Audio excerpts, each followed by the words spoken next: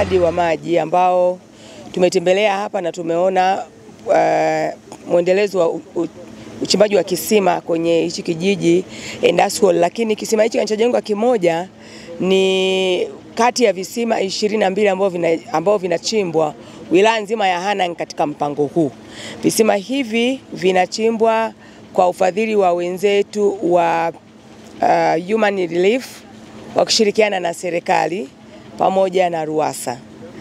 Kwa hiyo uwepo wa wadau hawa wa maendeleo katika maji katika nchi yetu, sisi tunasema kwamba ni moja kati ya mafanikio ambayo serikali ya Dr. Samia Suluhu Hassan imeendelea kuyafanya na yanaendelea kuonekana. Mheshimiwa Rais ameendelea kuonyesha njia na kutengeneza misingi mizuri ya kufanya kazi kwa mashirikiano na mashirika tofauti na wadau tofauti. Na ndio maana sasa wadau wanapata nguvu ya kuja kutunga mkono katika jitihada za serikali.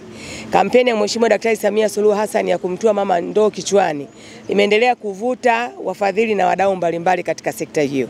Kwa hiyo hawa wamekuja kutuchimbia visima 22 katika wilaya ya Hanang peke yake. Lakini pia tuna muendelezo nao baada ya Hanang, inawezekana wakaendelea kutuchimbia katika wilaya zingine.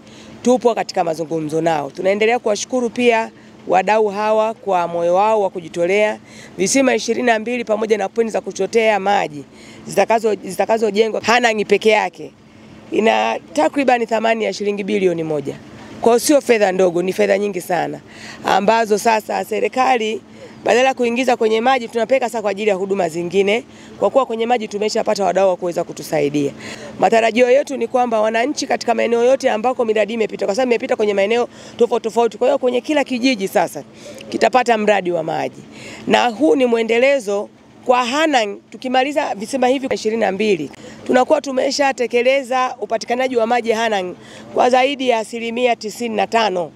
Vitakapomalizika hivi na vingine vya serikali na miradi mikubwa serikali inaendelea. Kwa sababu pia tunafahamu tuna miradi mikubwa, mradi wa Gehandu, Mogitu bado unaendelea, lakini tuna mradi mkubwa sana wa maji wa Basutu ambao tunategemea kutoa Basutu pia extension yake tukaenda kuhudumia na vijiji vingine ambavyo viko kwenye ukanda huo wa Basutu.